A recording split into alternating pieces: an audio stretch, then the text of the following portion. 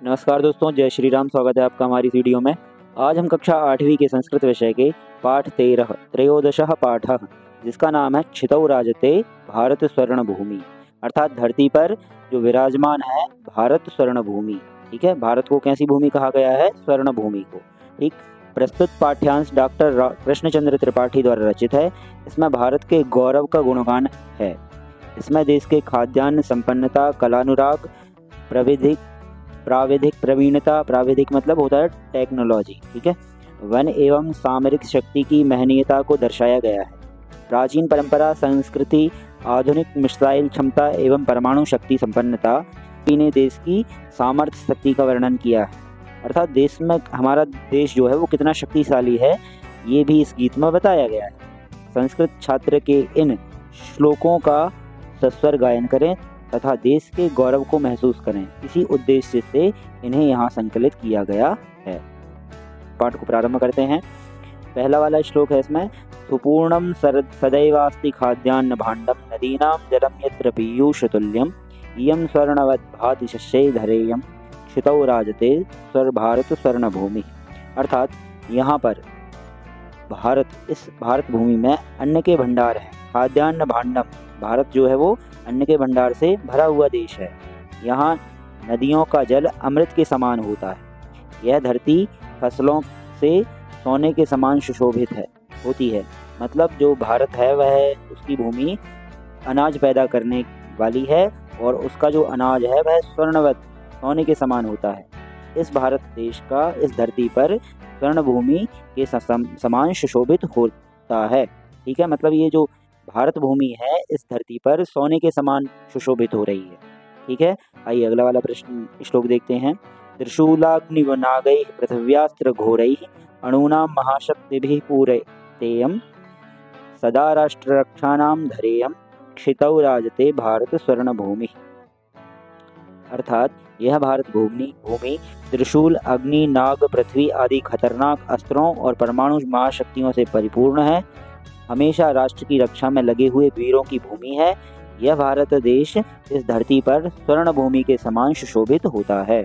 तीसरा वाला देखेंगे, इयं वीर भोग्या तथा कर्म सेव्या जगत वंदनीया च भूदेव गेया सदा पर्वणाम उत्सवानाम धरेयं क्षितौ राजते भारत स्वर्ण भूमि। इयं अर्थात इयं वीर भोग्या कर्म सेव्या, यह वीर भूमि, यह जो भारत भूमि है वह वीरों के द्वारा भोग्य है और वीर जो है इसकी अपने कर्मों के द्वारा सेवा करते हैं।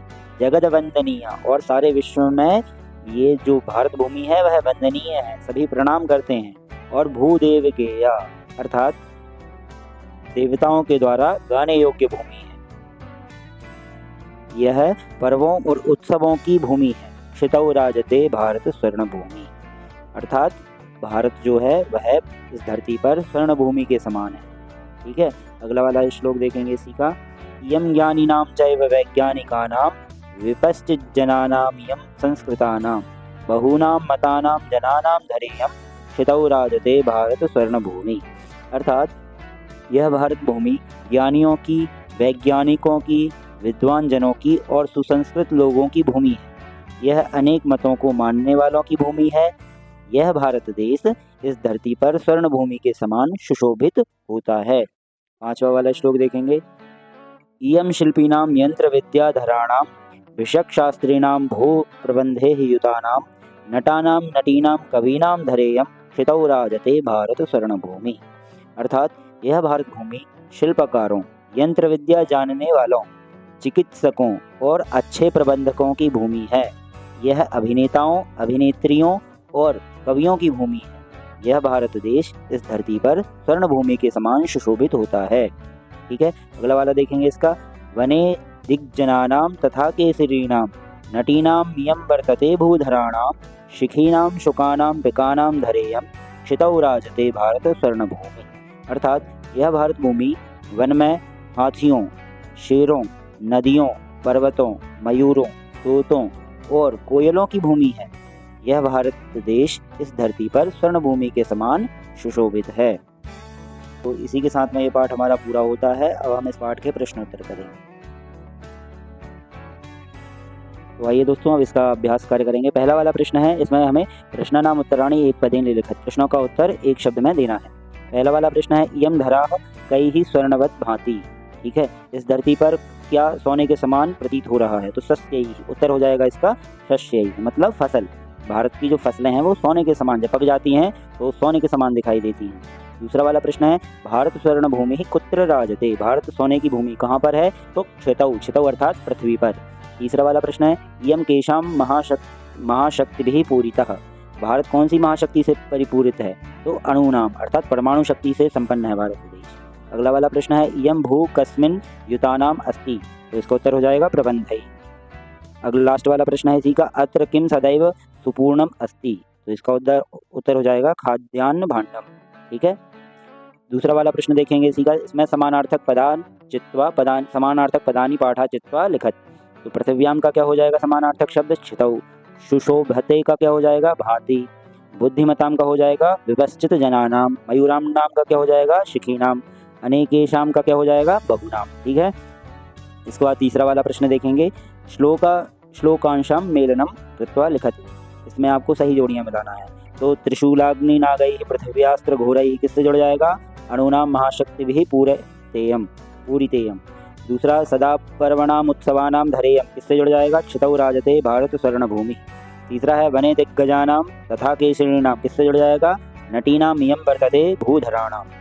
अगला है, सुपूर्ण तदैवास्ति खाद्यान्न भांडम किससे जुड़ जाएगा, नदीनाम जलम यत्र पीयूष तुल्यम। लास्ट वाला है इसका, यम वीर भोग्या तथा कर्म सेव्या किससे जुड़ जाएगा, जगत वंदनीया च भूदेवकेय, ठीक है। इसका चौथा वाला प्रश्न देखेंगे, इसमें आपको चित्र दिया गया है, चित्रम दृष्ट्वा पाठात उपयुक्त पदानि गृहीत्वा वाक्य पूर्तिम कुरुत, ठीक है। चित्र देख करके आपको वाक्य बनाना है।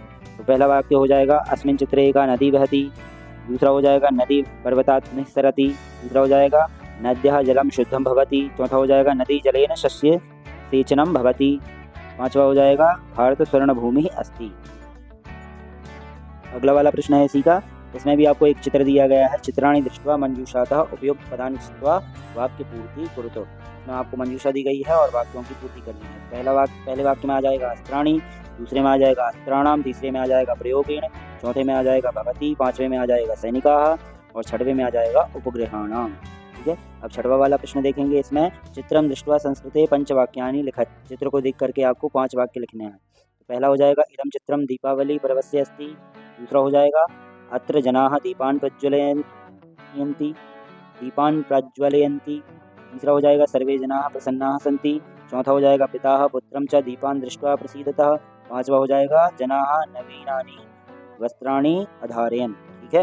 इसके बाद अगला वाला प्रश्न देखेंगे, इसमें चित्रम दृष्ट्वा संस्कृते पंचवाक्यानि लिखत, इसमें भी आपको चित्र देख करके 5 वाक्य लिखने हैं। ये रक्षाबंधन पर्व का है चित्र, तो इसमें इदम रक्षाबंधन पर्वस्य चित्रमस्ति। हवाला हो जाएगा, भगिनी स्वभ्रातरम रक्षासूत्रम बध्नाति। गवाला हो जाएगा, भ्राता भगिनीं च प्रसन्नः स्तः। चौथा हो जाएगा, भ्राता भगिनीं उपहारम ददाति। पांचवा हो जाएगा, स भगिन्याः रक्षार्थम प्रतिबद्धो अस्ति। तो दोस्तों इसी के साथ ये पाठ हमारा समाप्त होता है। आशा है आपको समझ में आया होगा। जय श्री राम।